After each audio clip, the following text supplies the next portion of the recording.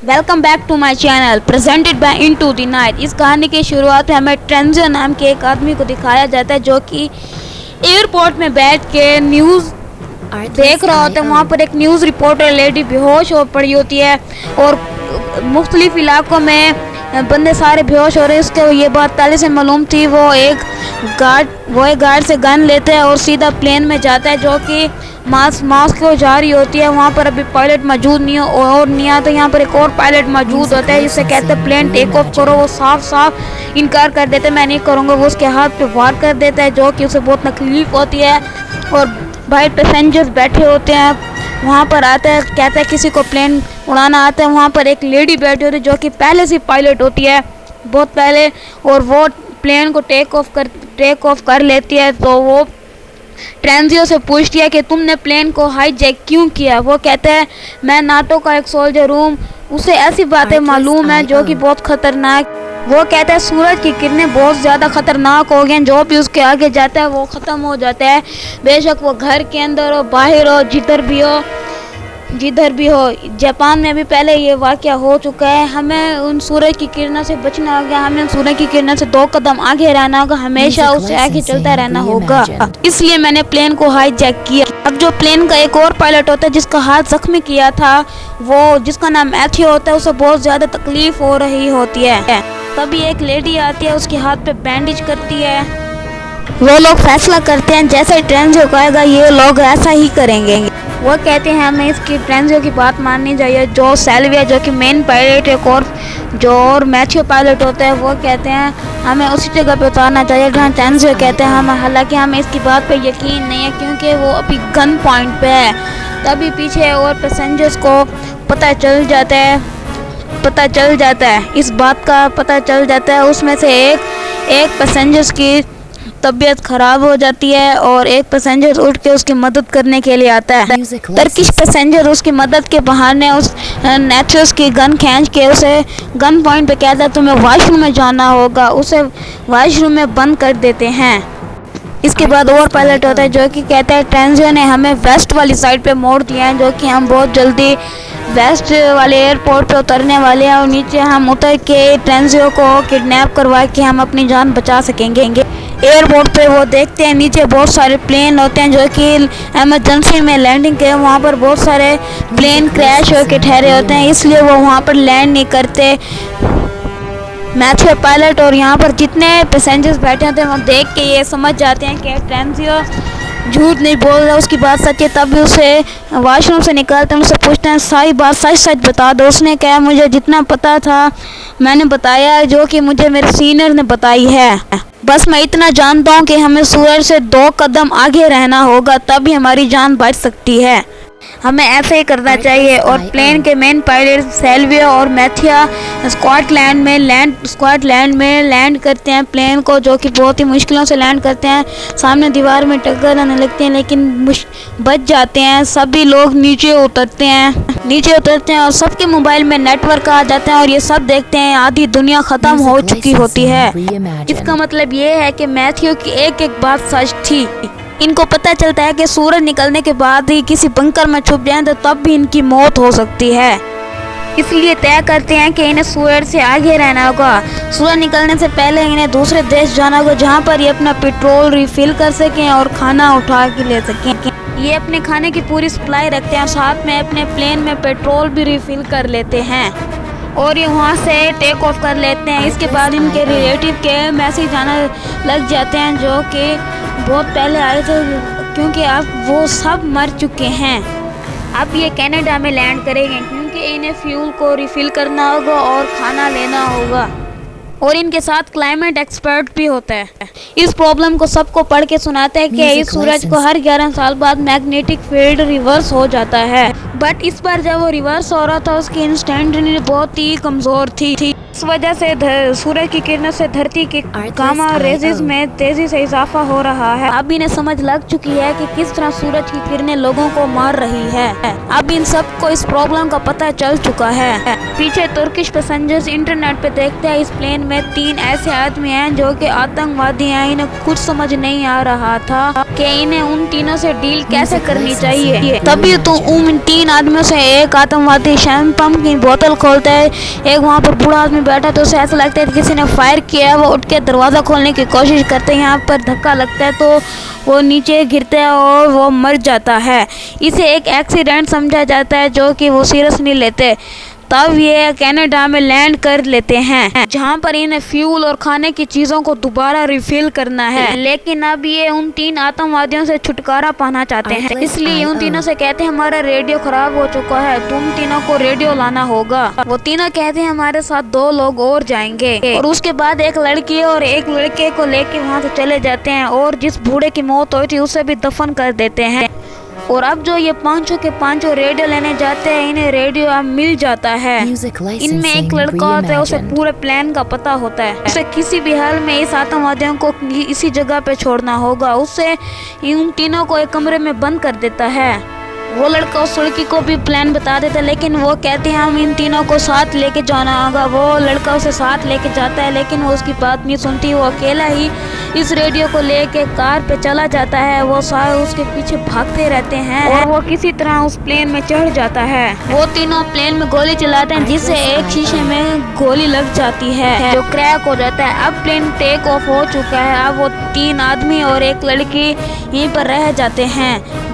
अभी पायलट इस रेडियो से दूसरे प्लेन वालों से पूछते हैं, आपस में बात करते हैं। वो कहते हैं हवा में एक ऐसी अंडरग्राउंड जगह है जो एस्ट्रोनॉट प्रैक्टिस के लिए बनाया गया था, वहाँ पर इंसान महफूज रह सकते हैं। इन्हें अभी कुछ समझ नहीं आ रहा था क्योंकि वहाँ 100 लोगों की ही जगह थी, क्योंकि वो जगह इस रास्ते से बहुत दूर होती है, लेकिन इनके पास कोई और रास्ता नहीं होता।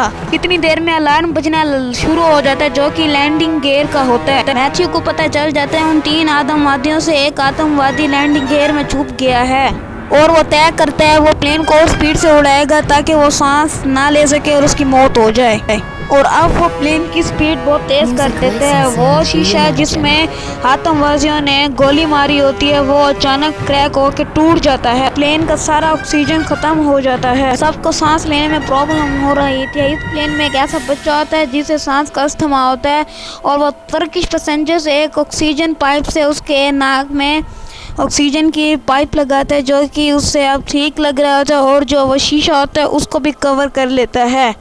लेकिन अब भी वो आतंकवादी उसी जगह पर हैं जहाँ पर वो छुप के इनके साथ ही आ रहा है। उनके प्लेन में इतना पेट्रोल नहीं होता कि वो सीधा उड़ के हवाई चले जाएं।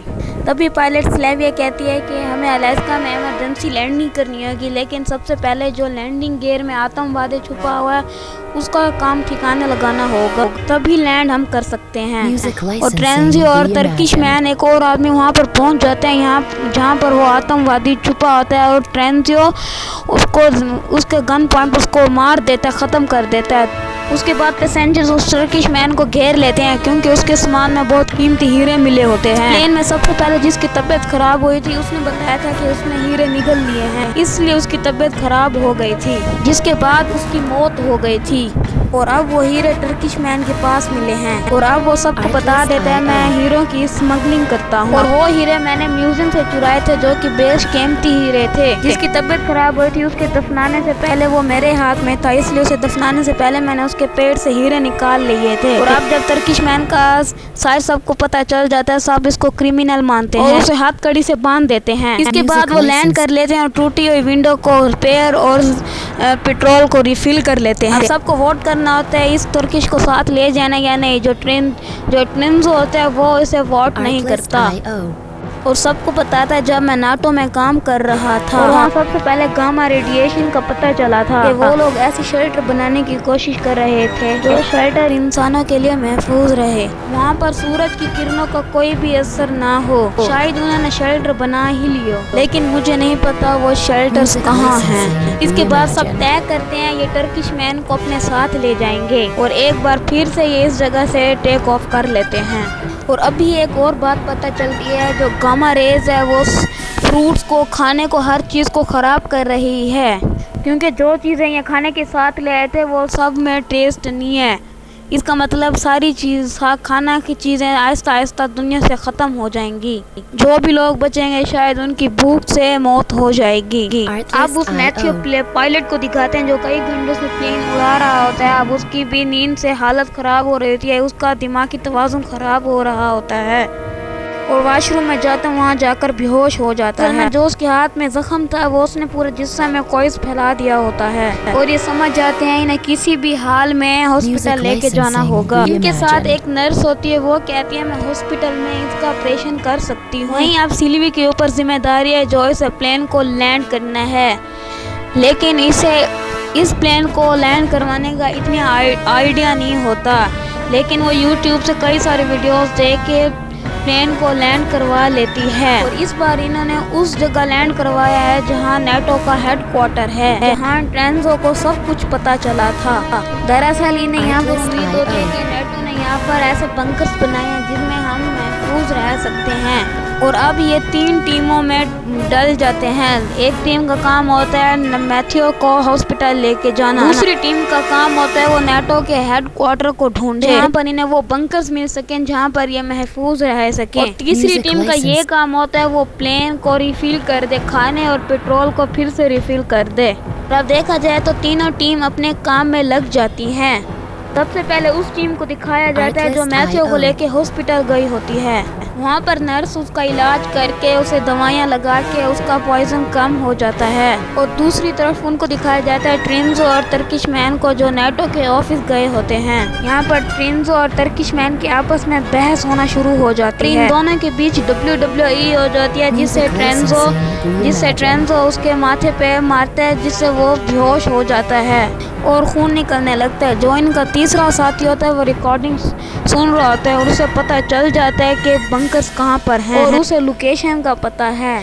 और तभी वो कैमरे में देखते हैं वो टर्किश मैन जमीन पे नीचे बेहोश होया पड़ा है। वो वहाँ पर आके उसे अपने साथ लेके प्लेन में चला जाता है। अब सबके सब प्लेन में आ जाते हैं। मैथ्यू पायलट भी प्लेन में आ चुका है, उसकी तबीयत पहले से ठीक होती है। सबके सब यहाँ पर टर्किश मैन का इंतजार कर रहे होते हैं। इतनी देर में ट्रेंजो कहता है मुझे नहीं लगता वो वापस आएगा। जैसे ये लोग अपना प्लेन स्टार्ट करते हैं वैसे टर्किश मैन अपनी गाड़ी लेके वहाँ पर आ जाता है और वो प्लेन में आ जाता है। उसके बाद ट्रेंजो को बंद कर दिया जाता है क्योंकि उसने टर्किश मैन को मारने की कोशिश की और अब सबके सब वहाँ पर निकल पड़ते हैं जहाँ पर वहाँ नेटो के अंडर वाटर बंकर है। लेकिन इन्हें पता है अगर इन्होंने वहाँ पर लैंड किया लैंड कर लेंगे, अगर वहाँ पर बंकर्स नहीं हुए या इन्हें बंकर्स में एंटर नहीं होने दिया तो हमारे पास इतना फ्यूल नहीं है कि हम कहीं और जगह जा सकें। निकलते ही सब लोग मर जाएंगे। लेकिन इसके अलावा इन सब के पास और कोई ही ऑप्शन नहीं। ये उस जगह लैंड कर जाते हैं जहाँ पर वो बंकर्स होते हैं। लेकिन इनके पास 20 मिनट ही है। इन 20 मिनट में उनको पास पहुँचना होगा। वहाँ से बहुत दूर है इसलिए वो 2 गाड़ियों में निकल पड़ते हैं और ये निकल पड़ते हैं। लेकिन जिस गाड़ी को टर्किश मैन चला रहा होता है उस गाड़ी का एक्सीडेंट हो जाता है। तो पहले ही बहुत ज्यादा खून बह चुका था और वो वीक फील कर रहा था। दूसरी गाड़ी जिसे सैलवी चला रही होती है वो वहाँ पर पहुँच जाते हैं जहाँ पर बंकर हैं। तभी उनमें से एक पैसेंजर जाता है और गेट को टच करता है और उसे इलेक्ट्रिक शॉट लगता है, वहाँ पर गिर के बेहोश हो जाता है। गेट में करंट है, इस गेट का एक बटन भी है। उसके बाद ट्रेंजो तय करता है कि वो इस गेट के बटन को दबा के रखेगा। उसके बाद ट्रेंजो को वहाँ पर बांध दिया जाता है क्योंकि ट्रेंजो के ऊपर किसी को भरोसा नहीं है क्योंकि उसने टर्किश मैन को मारने की कोशिश की। उसे कहते हैं जब सब लोग अंदर चले जाएंगे तब तुम्हें खोल दिया जाएगा। सब लोग अंदर चले जाते हैं। यहाँ पर इंतजार होता है दूसरी टीम का जो कि टर्किश मैन की टीम। गाड़ी का एक्सीडेंट हो गया था और वो और रास्ते से जाते हैं और वो आपस में मिल जाते हैं। जैसे वो अंदर एंटर होते हैं उन्हें कुछ लोग मिलते हैं, वो उनका वेलकम करते हैं। वो लोग कहते हैं तुम यहाँ पर महफूज हो। लेकिन ये बात सच है, ये ऐसे बंकर्स हैं जहाँ पर इंसान महफूज रहता है और ट्रेंजो वहाँ पर बंधा रह जाता है। और जैसे वो वहाँ पर सूरज निकलता है देखता है तो वहाँ पर वो सूरज की किरणें उसके ऊपर पड़ती है और वो ख़त्म हो जाता है। इसी के साथ ये सीरीज़ भी यहाँ तक ख़त्म हो जाती है। Subscribe that's my channel. अल्लाह हाफिज़।